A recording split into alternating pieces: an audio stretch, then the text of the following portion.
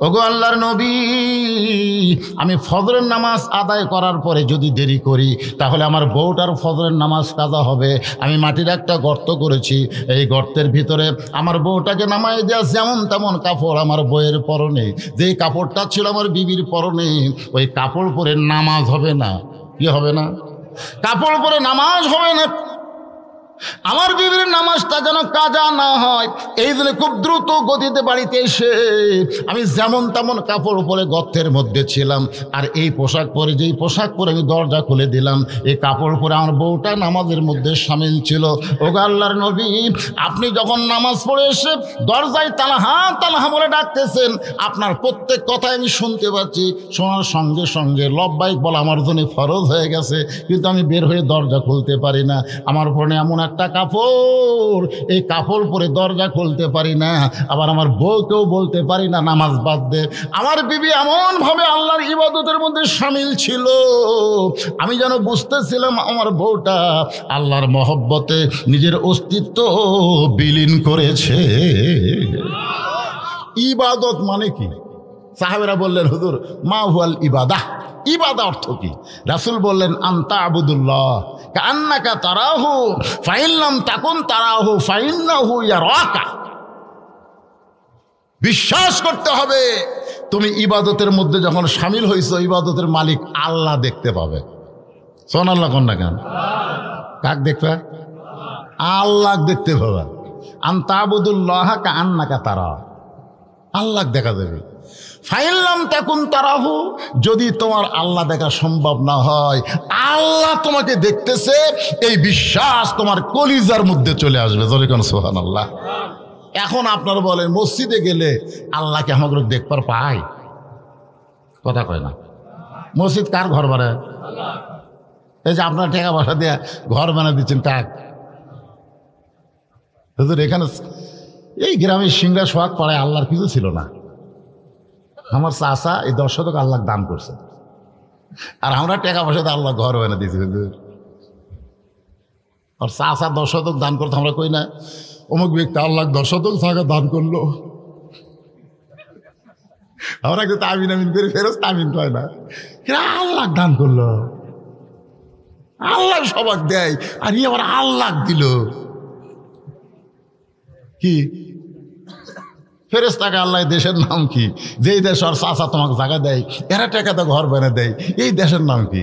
আল্লাহ বলো, ওই দেশের নাম হলো বাংলাদেশ রে, ওই দেশে আমি আল্লাহর চাইতে গরিব কেউ নেই। কি ঠিক আছে? সবই ঠিক। কামালউদ্দিন জাফরি হুজুর বলল যে বক্তারা মাহফিলে গিয়ে যদি বলে ঠিক, শ্রোতারা বলে ঠিক, ওই বক্তার ওয়াজ শোনা যায় নাই। কারণ যে বক্তা শ্রোতাদের কাছ থেকে জানবার চাই ঠিক, তো তুই কি করে টাকা লিয়াচ্ছ? শ্রোতারাই যদি সব জানে, তো তোর আসার দরকার কি? কি ঠিক? হাই রে ঠিক।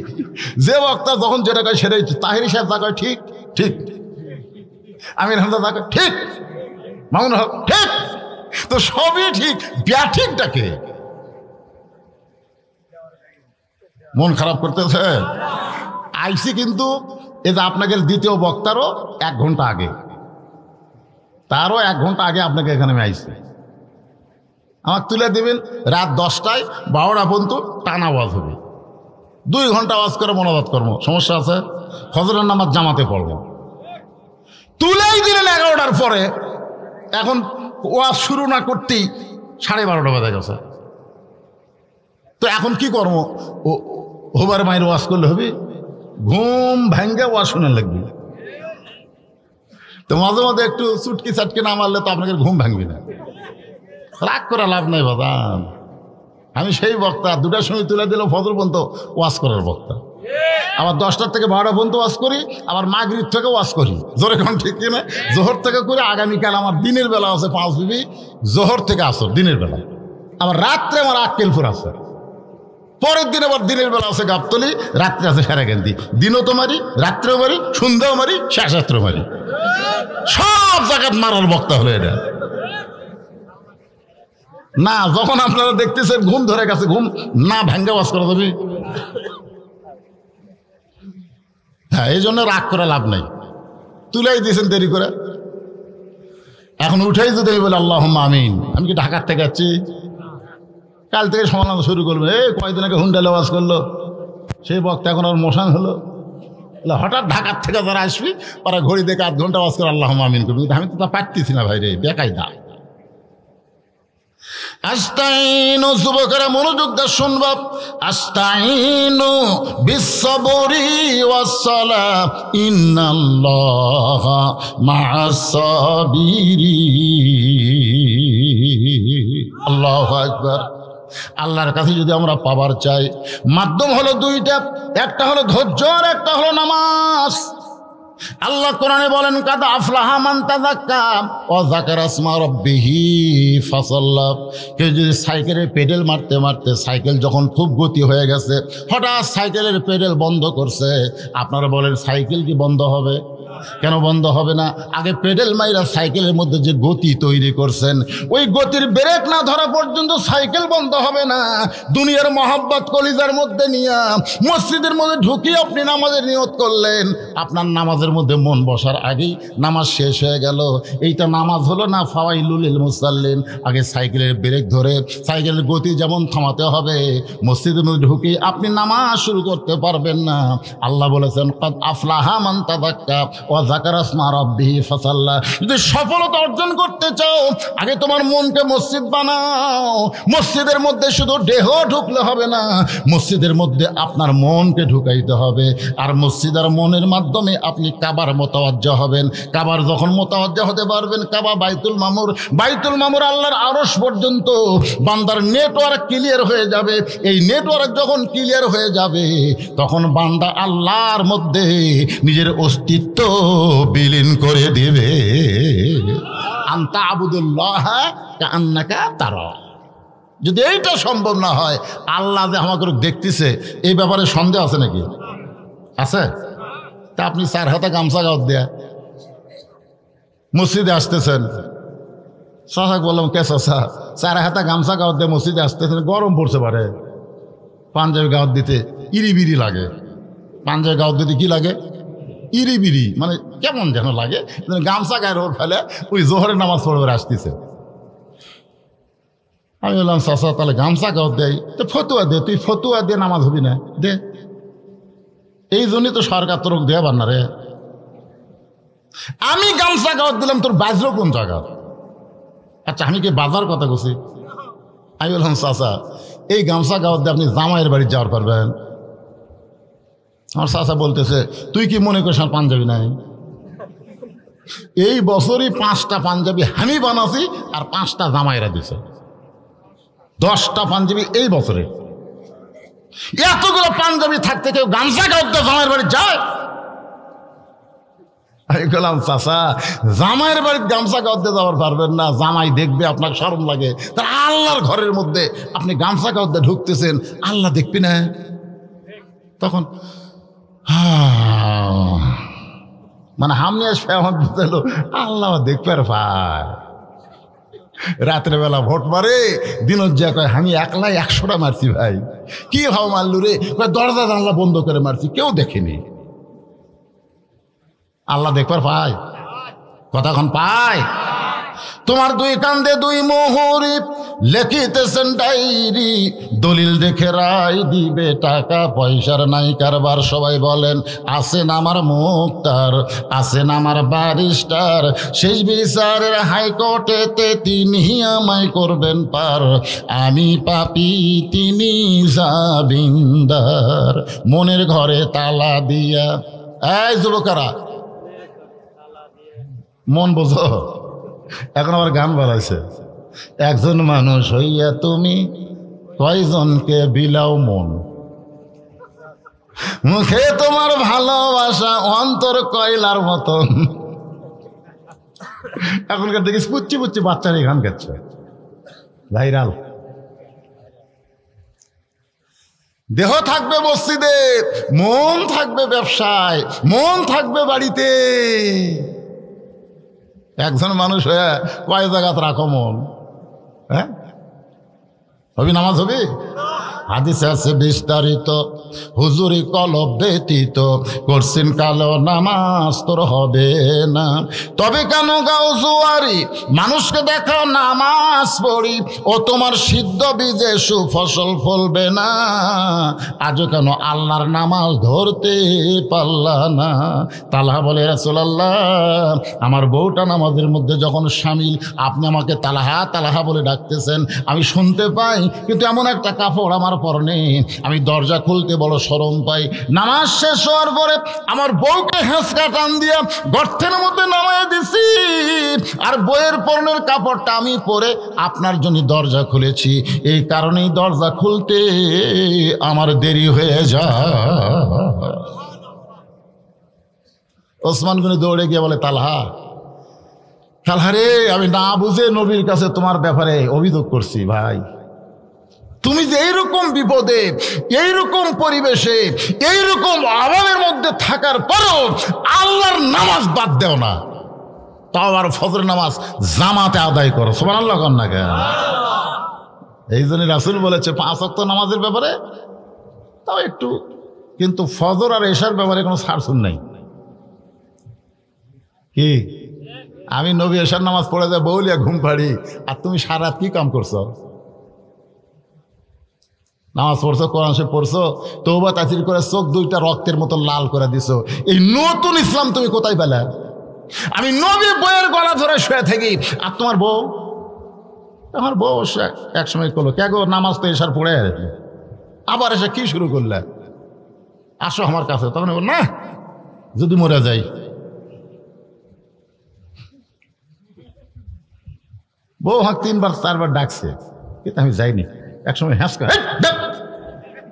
মরার কথা মনে হয়, বলে বছরের কথা আমার খেয়াল নেই, মানে এমন মরার কথা মনে করতে গেলে কান দিচ্ছে। আল্লাহ রাসূল বললেন, যে ইসলাম আমি নবীর নাই, সেই ইসলাম তুমি কোথায় পেলে? আমার নবীর ইসলাম হলো এশার নামাজ পড়ে বউকে বুকের মধ্যে নিয়ে ঘুম পাড়া। হুন্না লিবাসুল লাকুম ওয়া আনতুম লিবাসুল লাহুন্না।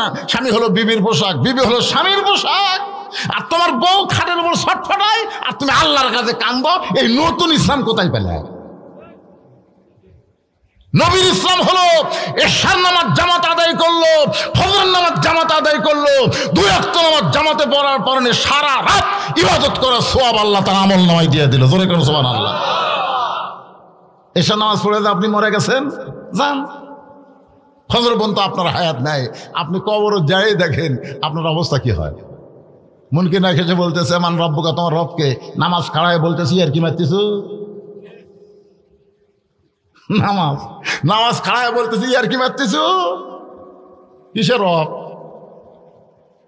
কেরে নামাজে মসজিদের জাতি বলে আলহামদুলিল্লাহ রাব্বিল আলামিন সূরা ফাতিহা শুরু করে, রুকুর জায়গায় সুবহান রাব্বিল আযীম, সিজদার জায়গায় সুবহান রাব্বিল আলা।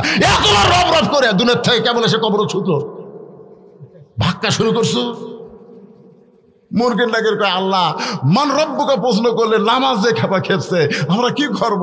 আল্লাহ কয়, দরকার নাই, যাই নামাজ যে কবরত গেছে ও রব হয়ে গেছে। তোর এখন সুবহানাল্লাহ। তা আপনি এশার নামাজ জামাতে পড়ছেন, ফজর আগে মরে গেছেন, আপনি সারা ঘুম জাগে কানবের কে কথা? হ্যাঁ, আপনি ঘুম জাগতে পারেন। ঘুম জাগার কথা আল্লাহ বলেছেন, অমিনাল লাইলি ফাতাহাজ্জাদ বিহি নাফিলাতাল লাক। রাতের এমন একটা অংশ আছে যে অংশ আল্লাহ নেটওয়ার্ক ক্লিয়ার করে দেয়, যে সময় আর কেউ মোবাইল করে না। ওই সময় কিন্তু নেটওয়ার্কের ঝামেলা নেই। জোরে কোন ঠিক করে দেখবেন, মাঝে মধ্যে সরকার ফ্রি দিছিল না, রাত 12টার পরে ফ্রি, টক টাইম ফ্রি, একেবারে আপনি খালি কোথায় থাকেন টাকা লাগবে না। ওই সময় আমি কল করে দিই, কলই ঢোকে না, মানে এত কল, বুঝলেন, নেটওয়ার্কের ক্লিয়ার, খালি ঘুরতে করতেছে। আমি 5-6 বার কল একজনের কাছে, খালি করে দুঃখিত সংযোগ দেওয়া যাচ্ছে না। তো ফ্রি দিয়ে লাভ কি, সংযোগে ঢুকতেছে না। তো 5 ওয়াক্তর সময় নেটওয়ার্ক ক্লিয়ার নাই, মানে চাপা হয়। 5 ওয়াক্ত মানে অনেকে পড়ে, জোরে কোন কথা ঠিক কিনা, তাহাজ্জুদ। সবাই ঘুমায় আছে, আল্লাহ ঘুমায়নি, আর আল্লাহওয়ালারা চেতন পাশে। জোরে কোন সুবহানাল্লাহ। ওই সময় আপনি যা বলবেন, হাদিস শরীফ আছে, আল্লাহ আবার নিচের দিকে চলে আসে, যেটি আসছিল সেটা আবার নিচের দিকে আসে। আচ্ছা বলে, কি চাও বান্দা? সবাই ঘুমিয়ে গেছে, তুমি কি চাও? তুমি কি চাও? দুনিয়া চাও না আখিরাত চাও? বাদশাহী চাও না ফকিরি চাও? ঈমান চাও না জীবন চাও? তুমি কি চাও? বান্দা যদি চালাক হয়ে যায় তাহলে বলে, আল্লাহ আমি কিছুই চাই না, আমি শুধু তোমাকে চাই। খুব চালাক বান্দা, তোমাকে চাই আল্লাহ। সেজদার থেকে মাথা তুলতে আল্লাহ কয়, যতই সেজদা কর তুই জাহান্নামী, তুই যতই নামাজ পড়ার সেজদা কর তোর ঠিকানা জাহান্নাম। চালাক বলতেছে আলহামদুলিল্লাহ আলহামদুলিল্লাহ আলহামদুলিল্লাহ। আল্লাহ কয়, কেরে পাগলা, কি করলাম? জাহান্নাম রে। তো বলতেছে দেও, অসুবিধা কি? তুমি কি মনে করছো আমি জাহান্নামতে একলা যাবো? তা আল্লাহকে তোর সাথে জাহান্নামত খেয়ে যাবি, যার সেজদাত আছে তাকলিয়া যাবো, যার প্রেম আমার কলিজাত, যাক ছাড়া আমি কিছুই বুঝি না, সবাই ঘুম পড়ে আমি চেতন পাই, আমি তাক ছাড়া। তুমি কি মনে করছো আমি একলা? আল্লাহ বলে, আমাকে যদি জাহান্নামত যাস, জাহান্নাম তো জান্নাত হয়ে যাবে। এটা জানি তো, ওর জাতির পিতা আগুনের চুলার মধ্যে যখন পড়লো তখন তুমি কুটি তাই কুটি। তুমি কি জন্য বললা কুনি বার দাও ও সালামান আলা ইব্রাহিম? আমি জানি না তুমি ইব্রাহিমের সাথে আছো, আগুন খালি ইব্রাহিমকে লাগবি না তোমাকেও লাগবি। এই জন্য তো আগুনকে বললা শান্তিদায়ক হয়ে যা। ইব্রাহিমের জন্য কছ না তোমার জন্য কছ? আল্লাহ কয়, পাগলা রে, যে আমার জন্য পাগল আমি আল্লাহ তার জন্য পাগল। জোরে কোন সুবহানাল্লাহ। আর এই পাগলামি শুরু হয় তাহাজ্জুদের মাধ্যমে। জোরে কোন কিসের মাধ্যমে? এই জন্য তাহাজ্জুদকে নামাজ বলা হয় না, তাহাজ্জুদ হলো মহাব্বত। ওসমান গনি বলে, ভাইজান তোমার এমন অবস্থা আমি জানতাম না। পরপর 3 দিন দেখেছি নবীর কাছে অভিযোগ করেছি। রাসূল বলে, ওসমান তুমি অভিযোগ না করলে আমি তালহা পর্যন্ত আসতাম না, আর তালহা পর্যন্ত যদি না আসতাম তাহলে এই বিষয় তো আমরা জানতে পারতাম না। ওমর ফারুক বলে, রাসূলুল্লাহ 2টা অভিযোগের উত্তর হয়ে গেছে। কি জন্য? তালহা ফজরের সালাম ফেরে বাড়ির দিকে দৌড়ায়, আর 3বার তালহা তালহা বলে ডাকার পরে তালহার দরজা খুলতে কেন দেরি করলো? এই 2টার অভিযোগের উত্তর হয়ে গেল। কিন্তু আমি তো অভিযোগ করলাম একটা মাসুম বাচ্চাকে তালহা রশি দিয়ে খুঁটির সঙ্গে বেঁধে রাখছে, এইটার ব্যাপারে কিছু বলবেন না? রাসূল বলে, তালহা রে, শিশু বাচ্চাদের স্নেহ করা, বড়দেরকে সম্মান করা, আর সমবয়স্কে মহব্বত করা, এই 3টাই হলো নবীর সুন্নাত। ছোট বাচ্চারা যদি মসজিদে যায়, আপনাকে মসজিদে ছোট বাচ্চারা যায় না? দুষ্টামি করলে যেন খবর দেয়, একটা করে যদি ঝাঁকির তারা মারেন আপনি কবিরা গুনাহ হবে। জানেন নবী সেজদাত গেছে, হাসান হোসাইন পিঠের উপর লাফ দিয়ে চড়তে পারে? এ জাতা কথা মনে করছেন? প্রথম সেজদা 3বার সুবহানাল আলা, দ্বিতীয় সেজদা যায় প্রত্যেকটা সাহাবীরা 100 বার সুবহানাল আলা সুবহানাল আলা সুবহানাল আলা। 2-1 সাহাবী মাথা তুলবার চাচ্ছে, কি হলো? কিন্তু কোরআন শরীফ বলতেছে, মাতা কুমার রাসূল ফাখুযুহু, নবী যেটা করবি সেটাই করা লাগবে। নবী সেজদা তোলেনি, তারা তুলিস না। যাই হোক, সেজদা উঠলো, 2য় রাকাত ঠিক আছে, 3য় রাকাত ঠিক আছে, 4th রাকাত ঠিক আছে। নবী সালাম ফেরানোর পরে ওমর ফারুক বলে, হুজুর প্রথম রাকাতের 2য় সেজদা এত লম্বা কেন? আল্লাহ রাসূল বললেন, 3বার সুবহানাল্লাহ আলা বলার পরে আমি সেজদা তুলবার চাইছিলাম, কিন্তু ওই 2 পবিত্র আয়সা আমার পিঠের উপরে এমন বসলো, ওঠে না। আমি নামাবার চাই, আল্লাহ কয় নামানো চলবি না। যতক্ষণ আপনার পিঠে বসে থাকবে আপনি সেজদার মধ্যেই থাকবেন। ছোট বাচ্চাদের এমন স্নেহের কথা আল্লাহ বলেছে, তোর এখন সুবহানাল্লাহ। কাঁধের উপর চললো, নামান যাবে না। আর মসজিদের মধ্যে এসে আপনি সেজদার সামনে, কি আর জীবনে মসজিদে আসবি? ওই ছোট বাচ্চা এমন ভয় খাওয়া খাবি, ওই মসজিদে তো মুসল্লি নেই, মসজিদে টাকা দাও, আর যাবি না। আমরা মক্কা মদিনা দেখছি ভাই, মক্কা মদিনা যে দেখছি ছোট ছোট বাচ্চারা বল লেগেছে পারে, বল খেলতে একজন বল মারিতে আমার সেটি লেগেছে। আমার বাংলাদেশের একজন আমার ওটি আসছিল, দৌড়ে দেয়, তুই জানিস কে? ওই ওলা বোঝে ওই কোন দেশের ছোট বাচ্চা আরবি কর, আর কিছুই বলে না। আমি নামাজ শেষ করে বলে, এই পাগলা, তখন ঝাঁকি মারলে তুই ডাকাত হবো? নবীর সুন্নত হলো ছোট বাচ্চাদের আদর করা। সুবহানাল্লাহ, সুবহানাল্লাহ, সুবহানাল্লাহ।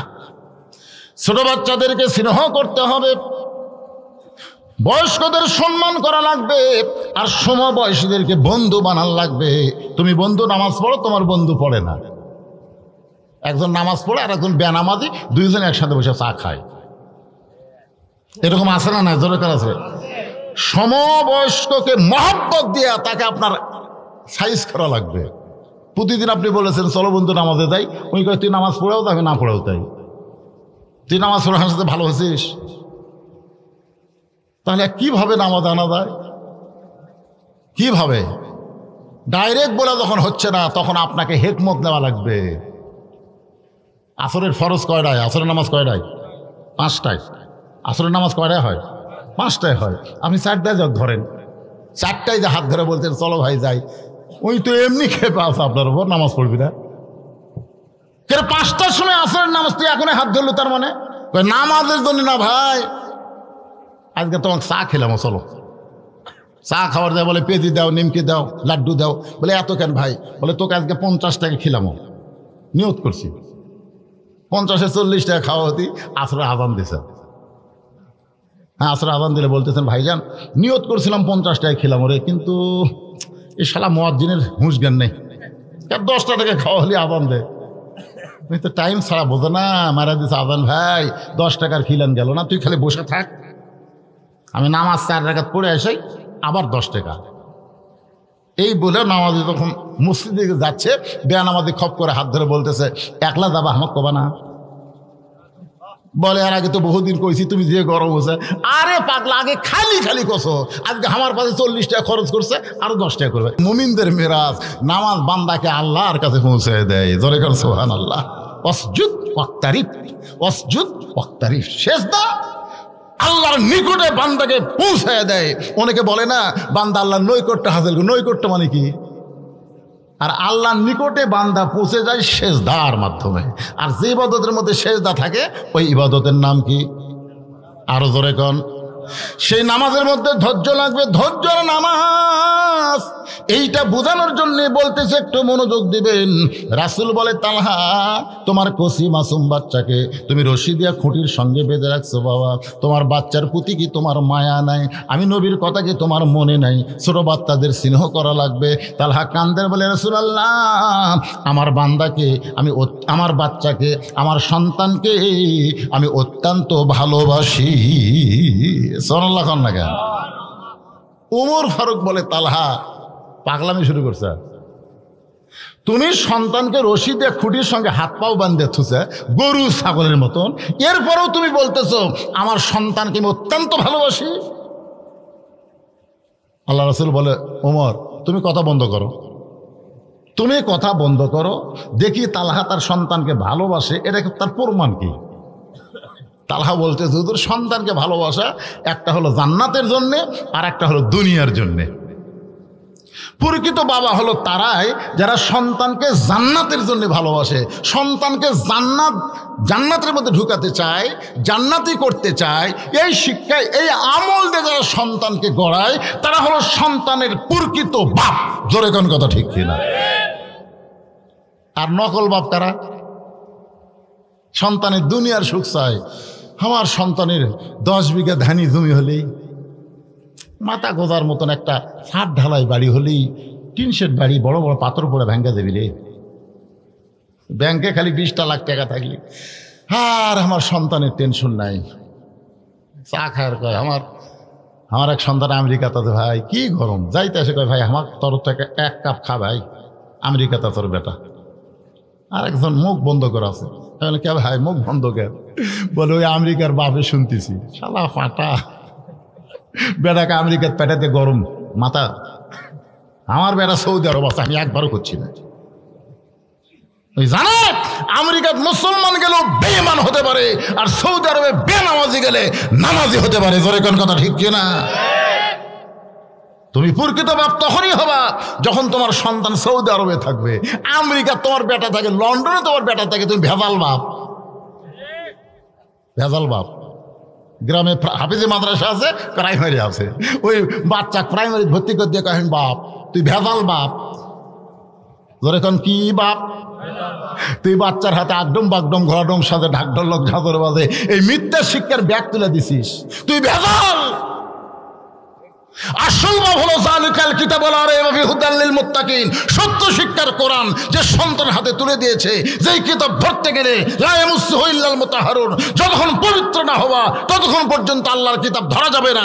এই সত্য শিক্ষা, পবিত্র শিক্ষা যে সন্তানকে বাবা যে সন্তানকে দিল সেটা হলো আসল বাপ। সন্তানকে ফটকা দেয় না, ঈদের দিনে ফজরের নামাজ জামাতে নিয়ে যায়। জোরে কোন কথা, ঠিক কথা কন না গে? 7 বছরের 6 বছরের বাচ্চাকে বাবা মসজিদে নিয়ে গেছে, আর কতগুলা বাপ শালা ফজরের নামাজে নিয়ে যায়নি, ঈদের মাঠত নিয়ে গেছে। চাপাত খালি জুতে দেবে, আছে না নাই? অনেক লোক ঈদুল ফিতরের ঈদগাহের ময়দানে ঈদের নামাজ পড়লো, খুঁজলে দেখেন ওই শয়তান ফজরের নামাজ পড়েনি, খুঁজলে দেখেন। তুমি বেটা ফজরের নামাজ না পড়ে ঈদের মাঠে গিয়ে নামাজ পড়তেছো, তোমার মতন বড় গাদ্দার, বড় জালেম বাংলার জমিন আর নাই। জোরে কোন কথা, ঠিক কিনা? সবচাইতে বড় জালেম ফজরের সময় ঘুম পাড়ছে, ঈদের মাঠে নামাজ পড়ে গেছে। আর কতকগুলা রোজাই রাখেনি। আর যারা মোশান ভাই ওই হুজুরের সাথে মোলাকাত করে 500 টাকা দেয়, হুজুর 500 টাকা কয় আল্লাহ জান্নাত দিও, শালা একটা মাস রোজা করেনি, হুজুরের হাতে 500 টাকা দিলি জান্নাত। মন খারাপ করতেছেন? নিজের চোখে দেখা জিনিস ভাই যান। আপনার সন্তানকে ফজরের নামাজে নিয়ে যান, আপনি আসল বাপ আর ভেজাল বাপ। তালহা বলতেছে রাসূলুল্লাহ, আমি আমার সন্তানকে এত ভালোবাসি, এই ভালোবাসার রশি দিয়া আমার সন্তানকে খুঁটির সঙ্গে বেঁধে রাখছি, কারণ আমি চাই আমার সন্তানকে আল্লাহ জান্নাত দে। রাসূল বলে তালহা, রশিদে মাসুম বাচ্চাকে বেঁধে রাখা জান্নাত পাওয়া কেমনি বলো? তালহা বলে হুজুর, এই যে আমার বাড়ির দরজার সামনে একটা খেজুর গাছ দেখতেছেন, এই খেজুরের গুলো পাক ধরেছে, এখন রাতের বাতাসে ওই গাছের পাকা খেজুরগুলো টপ টপ করে গাছের গোড়ায় পড়ে যায়। এই গাছের মালিক হলো একজন ইহুদি। এই গাছের মালিককে ইহুদি, কিন্তু আমার দরজা এই পাকা খেজুরগুলো পড়িছে, আমার বাচ্চার পেটে ক্ষুধা। এখন ক্ষুধার জ্বালায় ঘুম থেকে উঠে ইহুদির গাছের যদি খেজুর খাই, আমি এদিকে ফজরের নামাজ পড়তেছি, আমার ছেলে ইহুদির গাছের খেজুর খাচ্ছে। আমি একজন মুসলমান, আমার সন্তান ইহুদির গাছের খেজুর খাবে, ওই মরে যাক, কিন্তু ইহুদির গাছের খেজুর খাবে, এটা আমি সহ্য করতে পারি না। আমার সন্তান আমার সামনে কোকা কোলা খাবে, আমার সন্তান আমার সামনে স্পিরিট খায়, টাইগার খায়, 7 আপ খায়। আপনিও কিনে দিচ্ছেন, আপনি জানেন এগুলা সব ইহুদির পণ্য। এগুলা খাওয়া মানে মুসলমানের রক্ত খাওয়া। মুসলমানের কি খাওয়া? এই ইসরায়েলি পণ্য নেওয়া মানে মুসলমানকে গুলি করা। ওরা পানি বিক্রি করে যেই টাকা পায়, সমস্ত টাকা মুসলমানকে গুলি করার জন্য ব্যবহার করতেছে। ধরে কোন কথা, ঠিক কি কথা? আপনার সামনে আপনার ছেলে কোকা কোলা খাচ্ছে, আপনি কারে লিভার পারছেন? এই শয়তান, এটা খাওয়া চলবি না বলছেন? যে দোকানে চলতেছে, দোকানে কইছেন এই এটা ইসরায়েলি পণ্য, এটা কিনাও চলবে না, বেচাও চলবে না, এটা বেচাও হারাম, খাওয়া হারাম। মান তাশাব্বা বিকওমিন ফাহুয়া মিনহুম, যে যাকে মহব্বত করবে, যে যাকে সহযোগিতা করবে, তার সঙ্গে আল্লাহ তার হাসর নাসর করবে। জোরে কোন কথা, ঠিক কি না? 400 বছরের পুরাতন বাবরি মসজিদ ভাঙ্গা এই শালারা নাম মন্দির বানালো। ভারতে মন্দির বানানোর জায়গা নাই?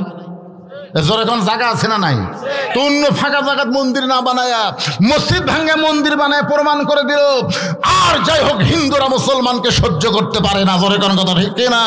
সেই ভারতের স্টার জলসা জি বাংলা মুসলমানের ঘরের মধ্যে চলতে দেওয়া যাবে? যে বউ জি বাংলা স্টার জলসা দেখবে, তাকে বুঝাই দিবেন বাবরি মসজিদ ভাঙ্গার কথা বলে। এরপরেও যদি স্টার জলসা জি বাংলা দেখবার চায়, দরকার হলে বউ পরিবর্তন করবেন, কিন্তু ভারতের চ্যানেল বাংলার মুসলমানের ঘরে চলতে দেওয়া যাবে? আর কথা কয় না। হ্যাঁ, কি হলো? জ্বলতিছে? আমি বাংলাদেশের বহু পুরুষকে বলছি কেমন স্টার জলসা দি বাংলা কেমন, ওরা বলে হুজুরটা মেয়েকের চ্যানেল হুজুর, ওটা আমরা কোনোদিন দেখি না।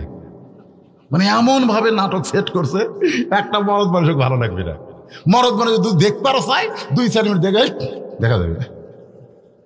যদি কোনো পুরুষ মানুষ দেখে বুঝবেন ওই পুরুষ না, ওই গোপনে হিজড়া হয়ে গেছে। ধর এখন কি আছে, ভারতের চ্যানেল কোনো মরদ মানুষ দেখে না, যদি কেউ দেখে বুঝবেন হিজড়া। ওটা মেয়ে মানুষের জন্য বানানো হয়েছে। শাশুড়ি বেটার বউয়ের সাথে কীভাবে গন্ডগোল হবি, দেওয়ার সাথে ভাবি কি করে প্রেম করবি, এইগুলা বিষয় নিয়ে। আর মাঝে মধ্যে সিঁদুর দিয়া লট ঠালিশ করে ঠোঁট পালিশ লাক পালিশ সব করে একেবারে মুসলমানের ঘরের মধ্যে হিন্দুকের পূজার মধ্যে লো করে বাজবি। ভারতের কোনো কিছু মুসলমানেরা গ্রহণ করবে না, কারণ ওরা বাবরি মসজিদ ভাঙছে। মসজিদ গোড়া কি করবেন, সেই মসজিদ যদি হিন্দুরা ভাঙ্গা দেয় মুসলমানের কলজাতে আগুন লাগছে। জোরে কথা কন না কেন?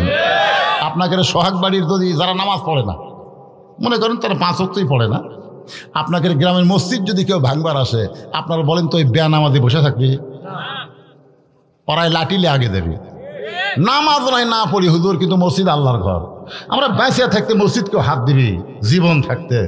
তার মানে বোঝা গেল আমাদের বাংলার ছেলেরা বেনামাজি হলেও মসজিদকে নিজের জীবনের চাইতেও বেশি ভালোবাসে। ধরে কোন কথা ঠিক না? আর সেই মসজিদ ভাঙ্গা ওরা রাম মন্দির বানাছে। আর সেই ভারতকে আমরা কলিজার মধ্যে রাখবো? কথা কন না কেন? ভারতকে বয়কট ঘোষণা করতে হবে। ধরে কোন ঠিক? আল্লাহর বান্দার একটু মনোযোগ দেন। তালহা বলতেছে, রাসূল আল্লাহ, আমি সন্তানকে ঘরের মধ্যে রাইখা যেতে পারি না, যদি ঘুম থেকে চেতন পায়া ইহুদির গাছের খুরমা খেজুর খাই। আমি কি করলাম, আমার সন্তানকে আমি কোলে নিলাম, আমার সন্তানকে আমি কোলে নিলাম, কোলে নিয়ে আমি রওনা দিলাম যে আমি আমার সন্তানকে কাছে রাইখে আমি নামাজ পড়ব। কিন্তু রাস্তার মাঝখানে যাইতে আমার মন বলতেছে, তোর সন্তান ছোট মানুষ, এই তো নামাজের গুরুত্ব বুঝবি না, যদি নামাজ শুরু করে দিলে ও যদি নামাজের ক্ষতি করে। চিন্তা করলো এটাও তো ঠিক, রাসূল বলেছেন 6 বছর 7 বছর থেকে নামাজের তালিম দাও, আর আমার বাচ্চার বয়স কেবল 5 বছর। এর তো 7 বছর বয়স হয়নি, এক নামাজের তালিম দেওয়ারই বয়স হয়নি। তাহলে এই 5 বছরের বাচ্চাকে আমি যদি নিয়ে যাই আর যদি নামাজের ক্ষতি করে, তাহলে তো রাসূল আমাকে গাল দিবে। বাড়িতে রাখতে পারি না, চেতন হয়ে যদি খেজুর খায়, আর নিয়েও যাওয়ার পারি না যদি আমাদের নামাজ নষ্ট করে দেয়। এই জন্য আমার ঘুমন্ত ছেলেকে চেতন করে রশিদে খুঁটির মধ্যে বেঁধে রাখছি। ফজরের নামাজ পড়ার পরে আমি এসে গর্তের মধ্যে নাম আমার বউকে কাপড় দিলাম। আমার বউ নামাজ শেষ করে গর্তের মধ্যে নামলো, আমি সেই পোশাক পরে আপনার জন্য দরজা খুললাম। এখনো পর্যন্ত আমার ছেলের বাঁধন খুলতে পারি নাই। রাসূল বললেন, তালহা, কি যদি মনে না করো আমি তোমার বাড়ির মধ্যে একটু ঢুকতে চাই। তালহা বলে, রাসূল আল্লাহ, আমার তরফ থেকে কিন্তু আপত্তি নাই, বরং আমার ভাগ্য এত ভালো আপনার কদম আমার বাড়ির ভিতরে। রাসূল বাড়ির মধ্যে গিয়া তালহার পুত্র সন্তানের দিকে তাকায় ছোট বাচ্চার মতন কান্না শুরু করে দিলেন। সাহাবী বলে, রাসূলুল্লাহ, এমন করে আপনি কাঁদতেছেন? রাসূল বলে, তালহা রে, রশি দিয়া তোমার বাচ্চাকে খুঁটির সঙ্গে বেঁধে ইহুদির গাছের খেজুর থেকে তোমার সন্তানকে হেফাজত করো নাই। আমি বলতেছি তোমার সন্তান থেকে তুমি জাহান্নাম হেফাজত করেছো। আপনারা এখন বলেন, এত অভাবের ভিতরেও একটা ইহুদির গাছের খুরমা খেজুর যদি মুসলমান না খায়, আস্তাইনু বিসসবরি ওয়াসসালাহ, চাবে কার কাছে? বরকত দেওয়ার মালিককে। বর্তমানে আমরা তো আল্লাহ বাদ দিয়ে অন্য কারোর কাছে হাত পাতানো শিখছি, যার কারণে টাকা থাকলেও বরকত নেই। আছে? যেরকম আছে, চাইতে হবে কার মাধ্যমে? ধৈর্য আর নামাজ। মসজিদ কিসের জন্যে? এ ভাই, মসজিদ কিসের জন্যে? কারা কারা ঈশার নামাজ পড়েন নাই? এখানে যারা বসে আছেন, কারা কারা ঈশার নামাজ পড়েন নাই হাত তোলেন। এ কথা আমি বলবো না, হাত তোলেন, এ কথা আমি বলবো না। কিন্তু কারা কারা ফজরের নামাজ পড়বেন না তারা একটা হাত তোলেন তো, যে হুজুর আপনি যতই ওয়াজ করেন আমরা ফজর নামাজ পড়বো না।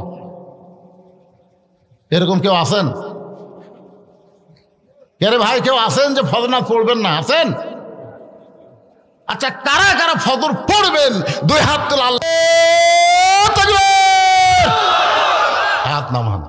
এটা হলো মসজিদ উন্নয়নের সবচাইতে বড় কালেকশন।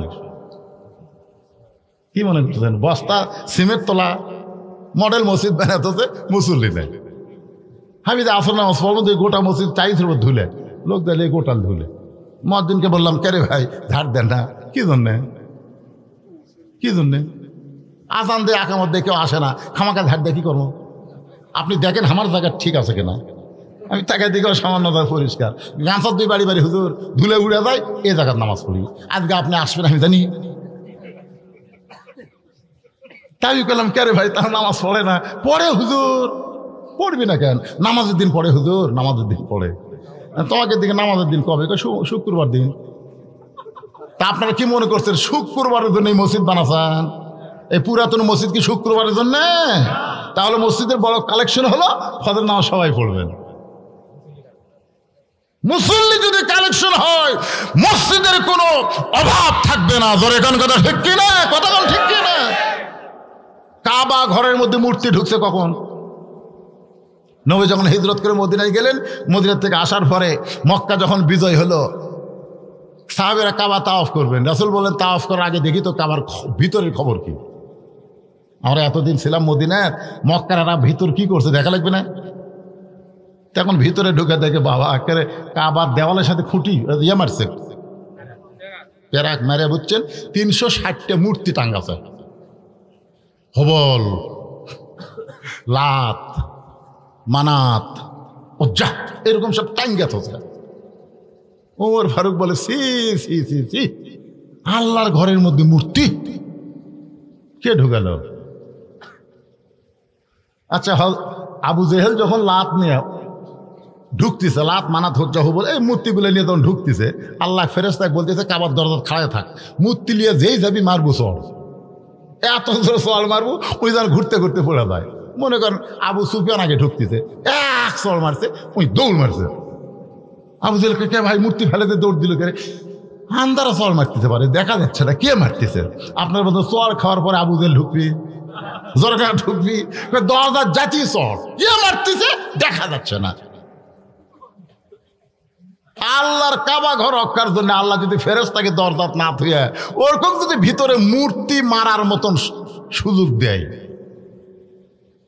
তাহলে বাংলাদেশের মসজিদের আশেপাশে যদি মুসল্লি না থাকে, তাহলে মসজিদের কি হবে ভাই? এইবার দেখলাম এক মসজিদে একেবারে ব্যানার ট্যানার টাঙ্গা, বুঝলেন, একেবারে ব্যানার ট্যানার টাঙ্গা মিটিং করতেছে। দুই ধারে দুই ছবি, ওপরে নেতার ছবি মসজিদের মধ্যে। হায় রে সোনার সানেরা, কি বুঝে ফেলেন? হুজুর ভালো করে দোয়া করবেন। হুজুর হুজুর চিন্তা করতেছে, দোয়া যদি না করি, আবার মুসল্লিরা বেশিরভাগই বিএনপি, বুঝলেন, ওই এখন কি করে? নেতা কথা দোয়া যদি না করেন আপনি কিন্তু মডেল মসজিদ। রব্বানা আতিনা ফিদ দুনিয়া হাসিনা ওয়া ফিল আখিরাতি হাসানা ওয়া কিনা আযাবান্নার। রব্বানা আতিনা ফিদ দুনিয়া হাসিনা, মানে হাসিনা দখল দুনিয়া চলে গেছে। ওয়া ফিল আখিরাতি হাসানা, আল্লাহ আখিরাত ভালো দিও। আল্লাহ কয় দুনিয়া হাসিনা দিয়ে আমার কাছে আখিরাত লিব। বুঝতে পারছেন? বুঝলে বুঝ পাতা, না বুঝলে তেজপাতা। এর বেশি খোলাখুলি করে বুঝান যাবি না। এটা পলকের এলাকা, ধরে কোন কথা ঠিক কিনা? আমার ভাইস্তা পলক আলেমদের অত্যন্ত সম্মান করে। যতদিন আমার সঙ্গে দেখা হয়েছে, আমার পলক ভাতিজা খালি আমার সাথে দেখা করে 5,000, 3,000, 3,000-এর নিচে দেয়নি, 5,000, 10,000 কত দিয়েই। চাচা যতদিন দেখা, যতবার ততবারে হাতের টেকা দিয়েছে। আমি যখন প্রথম বিলদহর ওয়াজ করি সেই বছর পলক ডানাচ্ছে, বুঝলেন। আমি ওয়াজ করে আসতেছি, মিস করছে, গাড়ি মিস করছে, ওই যাচ্ছে, আমি ওয়াজ শেষ করে আসতেছি, বুধবার বার ছেড়ে বুঝবেন ভাই ওই থামে, হুজুর দোয়া করুন। কে বাবা তুই? আমি এমপি ডানাচ্ছি। আমি মনে হয় একটা মারি হোক, কে রে পুষকে, তোর দাড়ি মতো ঠিক মতো ওঠেনি, তুই এমপি হবো। সোহানাল এত ভক্তি, এর সরাসরি আমার কদম বসি করে চাচা চাচা বলে ওই যে ভক্তি শুরু করলে এখনো সেই ভক্তি আছে। আলেমদের ভক্তি করার কারণে তইজ্জমান তাসা, সম্মান দেওয়ার মালিককে। আরো ধরে বলেন, যত জায়গায় ভোট কি হোক জানি না, আপনাকে সিংদাই পলকের একটা আলাদা একটা লোক আছে, জোরে কোন কথা ঠিক কিনা? কারণ কি? আলেমদের ভালোবাসে। ঈদের আগে সমস্ত ইমামদেরকে, আলেমদেরকে তিনি সম্মান দিলেন। বাংলাদেশে অনেক নেতারা আলেমদেরকে তারা জালেম মনে করে, আর এই নেতা আলেমদেরকে সম্মান দেয়। এই জন্য আমার ভাস্তার এলাকায় খুব একটা ডাইরেক্ট বলা যাবে না, যা বললাম বুঝলে বুঝপাতা, না বুঝলে তেজপাতা। আচ্ছা আপনার বলেন, মসজিদের কালেকশন কি শেষ? মুসল্লি কালেকশন তো শেষ কালেকশন। তারপরেও কেউ যদি কেউ থাকেন এমন ব্যক্তি যে হুজুর এখনো দান করি নাই, আল্লাহর ঘরে দান করে আমরা জান্নাতে একটা ঘর কিনবার চাই। আল্লাহ রাসূল বলেছেন যে আল্লাহকে ঘর বানায় দিবে, আল্লাহ থেকে জান্নাতে একটা ঘর বানায় দিয়ে মসজিদ বানানো হলো মসজিদ আল্লাহর ঘর। এই মসজিদের যা কিছু লাগবে এই সোহাগ বাড়ির যারা এখানে আছেন আপনারাই দিবেন। বাহির থেকে যারা আইছেন তাদের কাছে একটু চাদর যাবে, রুমাল যাবে, রুমাল চাদরের মধ্যে আল্লাহর রাস্তায় আপনারা দান করবেন। ভাই 10 টাকা, 20 টাকা, 50 টাকা। এই শোনেন, আপনারা এতক্ষণ ওয়াজ করলাম, একজন লোক উঠছেন, এই কথা কারণ বাড়িছেন না কমিছে? আমি যখন আইছিলাম তখন আর্ধেক ছিল, বাইরে গেল। এখন আদায়ের সময় যারা যারা উঠলো, কিছু করলেন আপনি? কি বলা হচ্ছে টাকা না দিলে আপনাকে তবারক দেওয়া হবে না, এই কথা কি বলা আছে? 2 খাসি দিয়ে তবারক পাক করা আছে আপনাকে জন্য। এখন বাঁচতেছে রাত 1:10, 5টা মিনিট একটা আপনাদের কাছে রুমাল গামছা দেয়, 5 মিনিট রুমাল গামছা আদায় হয়েছে? এই জানে রুমাল গামছা ভিতরে নিয়ে যাও, 10 টাকা, 50 টাকা, 100 টাকা, যে যা পারবেন জীবনের শেষ দান মনে করে আল্লাহর ঘরে দান করবেন। আর এখন সাল্লাল্লাহু তাআলা ইব্রাহিম ওয়া আলা আলি ইব্রাহিম ইন্নাকা হামিদুম মাজিদ। আল্লাহুম্মা বারিক আলা মুহাম্মাদ ওয়া আলা আলি মুহাম্মাদ কামা বারাকতা আলা ইব্রাহিম ওয়া আলা আলি ইব্রাহিম ইন্নাকা হামিদুম মাজিদ। লাইন, হ্যাঁ, কাতার ভিতর দিয়ে যেন আপনাকে তাবারক দিতে পারে, তাবারক দিতে যেন কোনো সমস্যা না হয়। আপনারা দোয়ায় সামিল হবেন, এদিকে ভাইরা তাবারক দিবে, এই জন্যে আপনি একটু ফাঁক হয়ে বসেন। আরিফ 10 বস্তা সিমেন্ট আল্লাহর ঘরে দান করবে। আল্লাহ আরিফের বিশাল দানকে আল্লাহ কবুল করুক, জোরে করে আমিন। আপনারা যদি দান করে যদি মাইকে প্রচার নাও হয়, তারপরে আপনি কিন্তু এটা কখনো মনে করবেন আমি দান করলাম আমার নাম প্রচার হলো না, দোয়া হলো না। আরে দান করার সাথে সাথে সকিও হাবিবুল্লাহ রাসূল বলেছেন দানকারী আল্লাহর দোস্ত, জোরে কোন সুবহানাল্লাহ। আখিরাতের প্রতি বিশ্বাস না থাকলে কেউ কোনোদিন দান করতে পারে না। দেখবেন মসজিদের দান বাক্স সবাইকে দান করে, কতক লোক কিন্তু পকেট থেকে এই পকেটে দেখবেন পকেট খুঁজে খুঁজে টাকা বের করে দান করে, আর কতক লোকের সামনে পকেটে টাকা আছে তারপরে ঠেলা মারে। ফেরেশতা কয় আল্লাহর পকেট ভরা টাকা থুয়ে এই দান বাক্স ঠেলা মারলো, কারণ কি? আল্লাহ বলে দান বাক্স ঠেলা মারিনি রে, ওই জান্নাত ঠেলা মারছে। তোর এখন কি ঠেলা মারছে? তো দান টাকা পয়সা থাকার পরেও, আবার থাকার পরেও যখন আল্লাহর ঘরে দান করেন না, বুঝবেন আপনি জান্নাতকে ঠেলা মারছেন। এই জন্য সবাই দান করবেন। দান সবার ভাগ্যে হয় না। যারাই দান করবে বলা লাগবে না, মারহাবা দেওয়া লাগবে না, দেওয়ার সাথে সাথেই আপনি আল্লাহর দোস্ত হবেন। সুবহানাল্লাহ বলেন। হ্যাঁ, ভিতরে ফাঁক ফুক হয়ে বসেছেন আপনারা? এই তাবারক পানি কি রেডি হয়ে আছে? জি,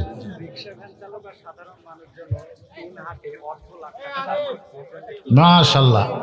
এলাকার রিক্সা চালক এবং সাধারণ মানুষ 3 হাটে প্রায় 1.5 লাখ টাকা দান করেছে। আল্লাহ তাদের এই বিশাল দানকে কবুল করুক, জোরে কোন আমিন।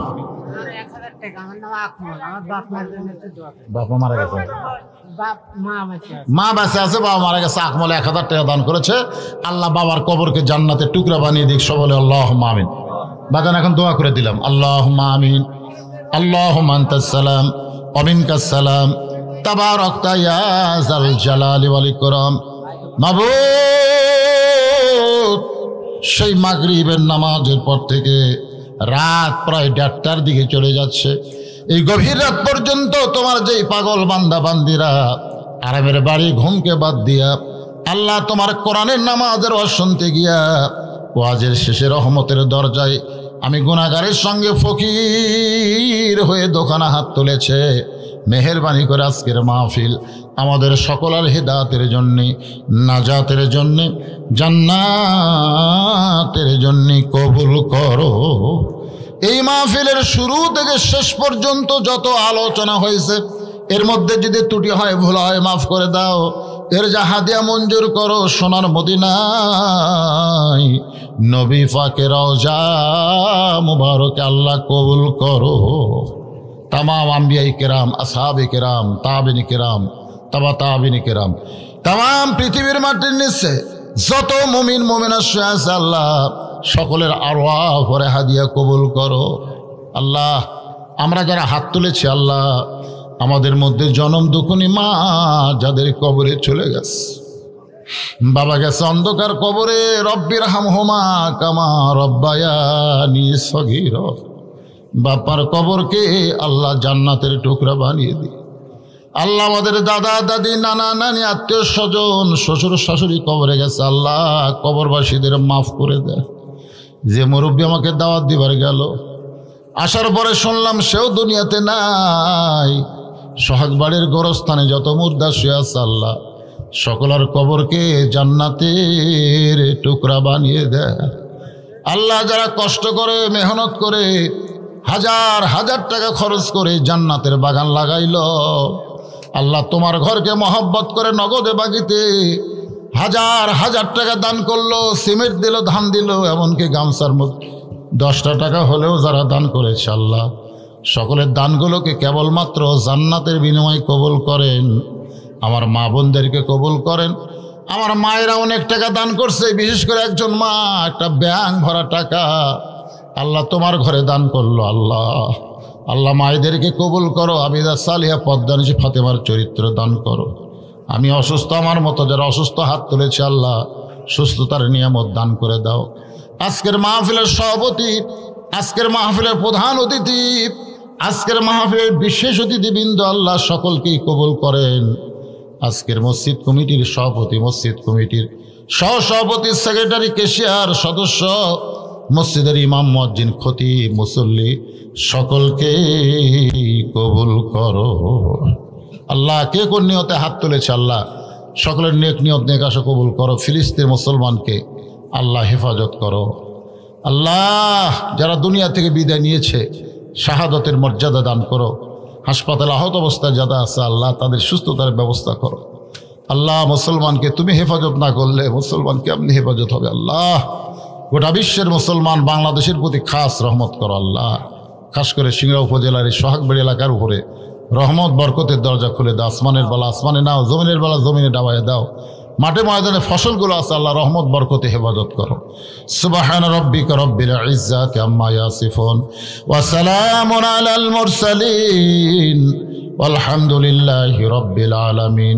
ওয়াজাল আখিরাতে কালিমাতুন ইনদাল মাউতি লা ইলাহা ইল্লাল্লাহু মুহাম্মাদুর রাসূলুল্লাহ সাল্লাল্লাহু আলাইহি ওয়াসাল্লাম। আসসালামু আলাইকুম ওয়া রাহমাতুল্লাহি ওয়া বারাকাতুহু।